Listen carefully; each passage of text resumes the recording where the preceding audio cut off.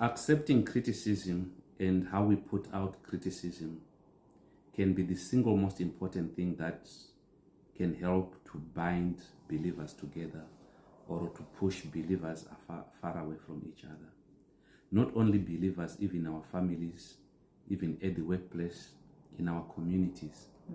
It is how we put out the criticism and how we receive it that can bind us together, or sometimes, unfortunately, can push people very far away from each other. I want to say, as believers, we must never think that when people criticize us, they are being personal. It happened a lot, and the first people to be criticized, or the first person to be criticized among apostles, was Apostle Peter himself, who was criticized by Paul. That's in Galatians 2 verse 11, I think. Peter received criticism from Paul, and it was quite brutal for that matter. And if you reflect, earlier on, when Jesus Christ was still on earth, he had said to Peter, "On this rock I will build my church." Some people may have different interpretations on what that phrase means, but I want to take it in a literal sense that Jesus meant he was going to build his church using Peter as the cornerstone or the foundation. Now, Paul joined the ministry later on, and in fact, when he started to join the apostles, they were quite skeptical. They were not forthcoming in accepting him because his history was one who had persecuted the church. But in Galatians 2 verse 11, he came and he said, "Peter, I rebuked him because of the way he was now distancing himself from eating with the Gentiles." If this had happened today, Peter could have easily said, "This is just a newcomer in the ministry. What does he know? In any case, the church is supposed to be built upon me."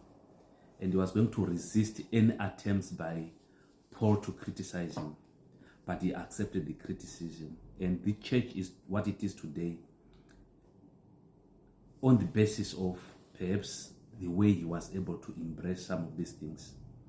We as Gentiles, if Peter had failed or had resisted the criticism, we may not be in a better place to be where we are today. So it is also about how you put out a criticism to colleagues, at work, in our families, wherever. I know of some people, when they criticize, they are very brutal. They make you feel like you're an idiot. They make you feel like you are brainless, you don't think. So when it comes to that, people naturally become resistant. They don't want to be treated like that. But it is also about how you accept criticism. It's not personal. Accept it. There is no one who can say today, whatever they say, especially when with the relation to the gospel, that they say exactly what God wants them to say. Sometimes we interpret things differently. And if someone comes forth and say, "I think you may have made a mistake here," it's nothing personal. Accept and move on. There's no need to then divide to say, "If you criticize me, then you have crossed the boundary." You are human. Everyone is human. We are bound to make mistakes. There's nothing personal. What do you think? Yeah, you have already said it. There's nothing to add, because the criticism is the onus is on the person who is criticizing, who has picked up the mistake that has been done by the other colleague or by a family member. How do you address it to make a person feel that we're just on the same page, but we just want to correct each other and move on? Yeah.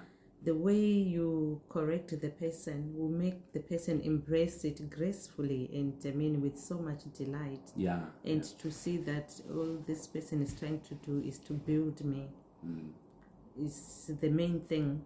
So if it's rebuked in a way that is actually gentle and constructive, then it's easy to take in. Never say, "Who do you think you are to correct me?" You make mistakes, trust me. We all make mistakes. Is perfect. So don't say, "This one is too small to criticize me. This one is whatever." These things happen. We are in this journey together. Sometimes we make mistakes. Let's Even embrace. Jesus himself agreed that he's not good when he was called good teacher. He says no one is good. Okay, thank you. Yeah, be blessed. Bye.